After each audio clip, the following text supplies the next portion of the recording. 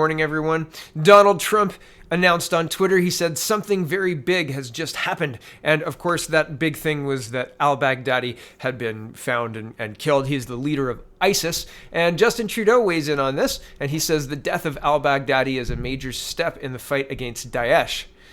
Canada will continue to work with our partners to ensure the enduring defeat of Daesh, including through the Global Coalition, Operation Impact, and the NATO training missions in Iraq. Interesting that he twice refers to Daesh but doesn't mention ISIS, which, al-Baghdadi is known as the ISIS leader, and sometimes these are terms that are used interchangeably. Obama always or often used these terms interchangeably, and he also said ISIL sometimes as well, which added to the confusion. So I don't understand why world leaders are doing this, calling them different names, and I don't understand why Trudeau didn't mention anything about Trump and the fact that a U.S.-led mission took this person out, right? Like, that's a big deal, and our biggest trading partner is the United States. Credit where it's due. Again, this full-blown hate on Trump using different language and not mentioning the context. It's just like Trudeau, everything you'd come to expect from Trudeau. Here is post-election CBC reporting that more needs to be done, Gould says, after online election meddling detected. Now, if there was online detection or online meddling detected, there was supposed to be a notification. Something was supposed to be publicly broadcast, like election, this is happening and blah, blah, blah, blah, blah. But that didn't happen. And by and large, there wasn't a massive increase in fake Twitter accounts that I noticed. And I was pretty engaged on Twitter. And, that's borne out in this article here as well. There's a bunch of different people who say, yeah, things went pretty well. There wasn't a lot of foreign interference and everything looks okay. But they still want to do more. Why? It doesn't seem reasonable. It's like, yeah, there was no thefts, but we should definitely double security. We should definitely do more to prevent thefts. Well, why? Weird. Anyway, the government has has to step up its fight against online disinformation in the wake of the federal election, says Democratic Institutions Minister Karina Gould.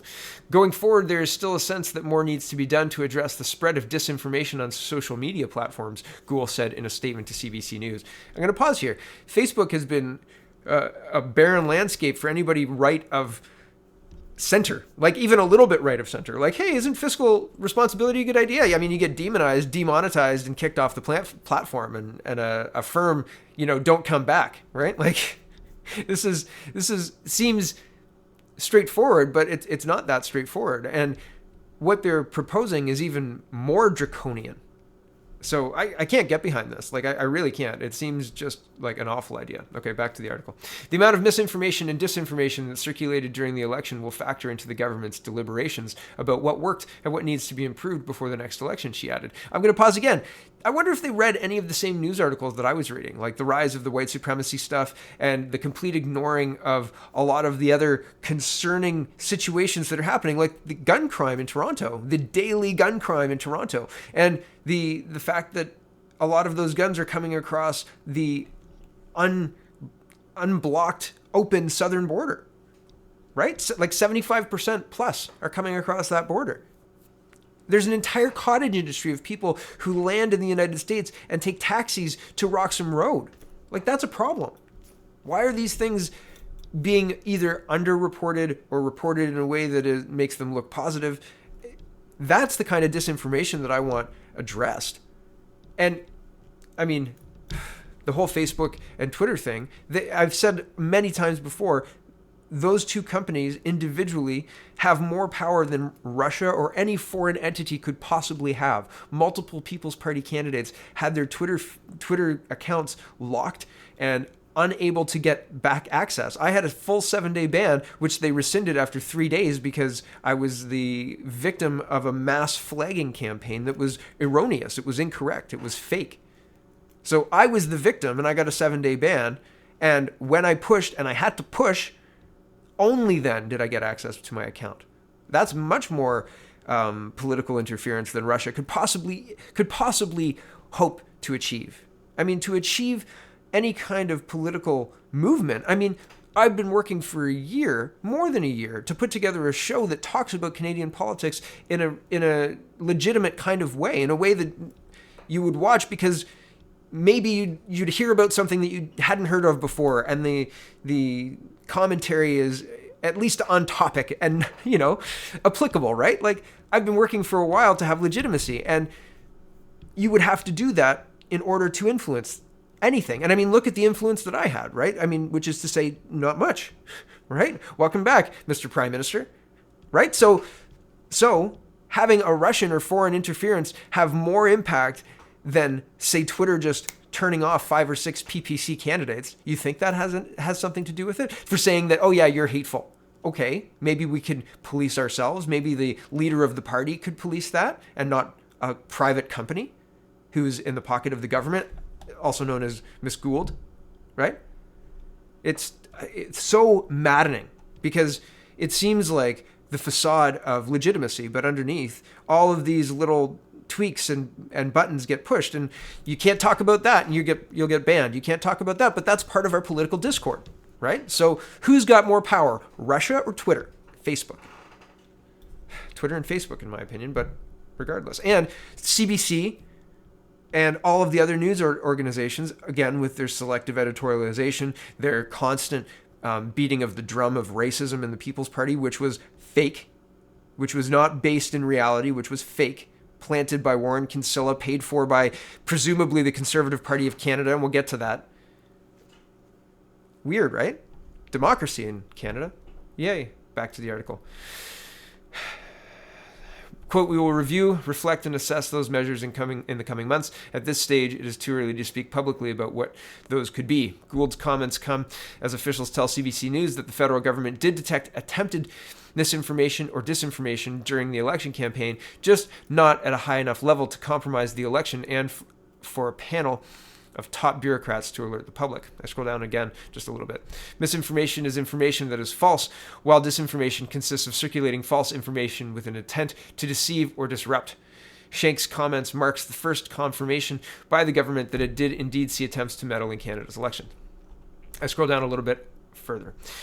Between 19 and 21 October 2019, out of 272,964 hashtag ELXN43 and hashtag CanadaPoly hashtag mentions, 4,433 were made by 1,669 low credibility Twitter accounts. AstroScreen's report found. AstroScreen is an agency that monitors Twitter. So does that have any meaning for anybody at all?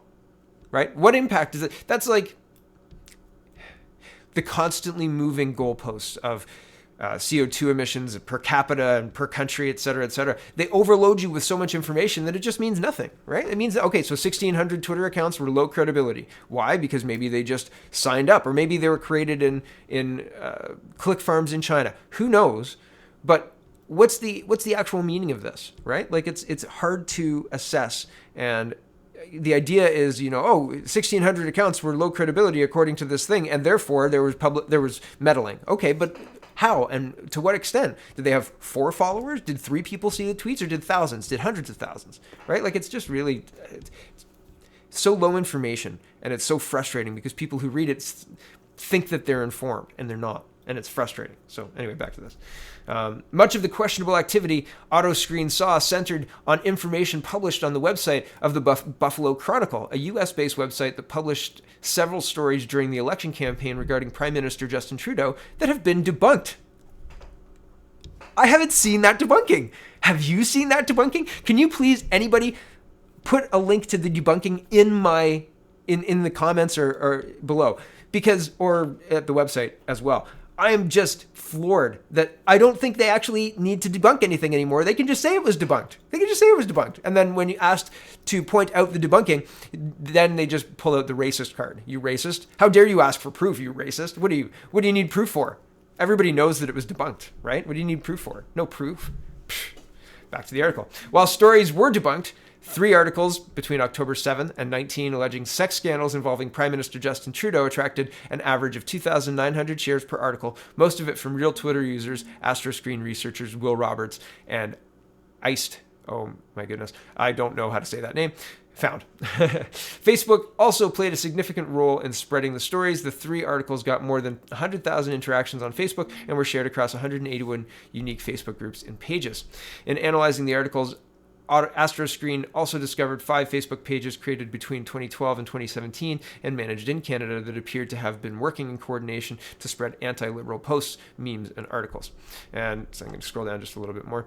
Even though there was some inauthentic activity that were identified, most of it related to anti-Trudeau sentiments.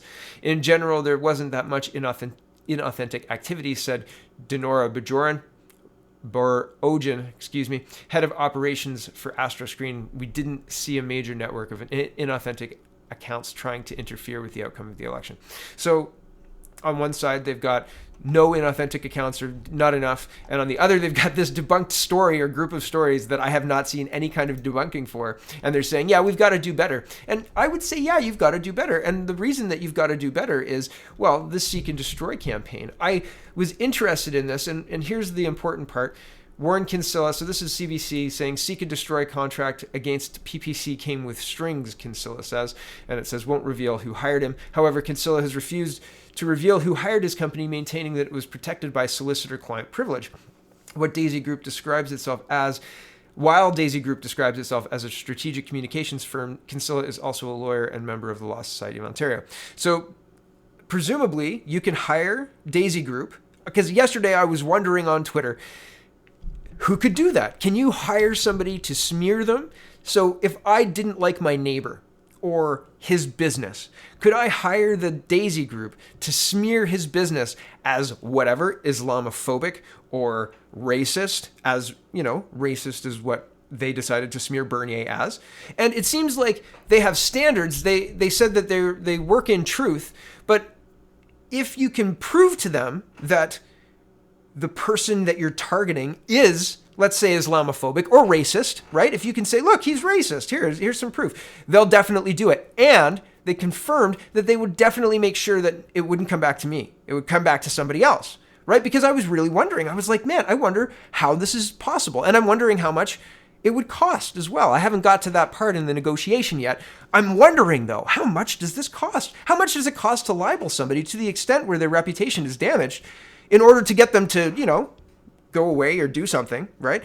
How much does that cost to make sure that it never gets back to me? So like a company's allowed to libel somebody and just, no problem. Client lawyer privilege. No problems. It's okay. Doesn't matter if it's true or fake, right? What matters is it's out there. Very interesting stuff, isn't it? Very interesting stuff. So the whole point of this is it blows my mind that the Karina Gould, the Democratic Institutions Minister, is not okay with the minimal Twitter references, 1,600 accounts tweeting a couple of times, and generally people saying, yeah, there wasn't all that much interference. She has to do more to deal with that, but she is just fine with a seek and destroy campaign with lawyer-client privilege and for taking down an entire party for racism. It just seems crazy. It just seems like the balance is so far off, right? And maybe I'm wrong. Maybe I'm crazy. Maybe Twitter and Facebook are the things that people need to be focusing on, and I'm way out there. And you know, this editorialization of our news is just fine. That's no problem. Political parties have done that for decades, and it's nothing to see here. It's nothing new. It seems new. This is the last video, or this is the last piece of news for this morning, and I know that, well, I guess this is my old format again. Apologies, everyone. But this is a forbidden video, and go watch it. Go watch it. This is my mother-in-law. I live with my mother-in-law, and she's single, and she says, do you know what happens if you're single and you die in Canada? Because you pay a lot of money into old age security and pension, CPP, etc. And this gentleman explains it very well. But my mother-in-law keyed me into this. The reason I watched this video is because my mother-in-law said, hey, like, do you understand that they just take all that money? Like, your family is allowed $2,500 in death benefits. And that's it. And all of that other money that you put into that, if you died around 64 years old, well, that's gone. Maybe to be used for other elderly people to pad out the CPP pensions or you know, who knows what they do with all that money. So it's interesting to know. It's 3 minutes. It's worth the watch. Link is in the description. And yeah, share it. Share it on your Facebook. Share it on your Twitter. Share it away. It's very interesting and eye-opening. And sometimes you don't think that far ahead if you're my age. But it's worthwhile sometimes taking your perspective and moving it a few decades forward and going, oh yeah, that's something that we should maybe think about. That's maybe something that our current leaders did think about, and we didn't play the whole game out. So interesting. Watch this video. Take the time. Links in the description. Thanks for watching, everybody. Check out CanadaPoly.com and have a wonderful, wonderful day.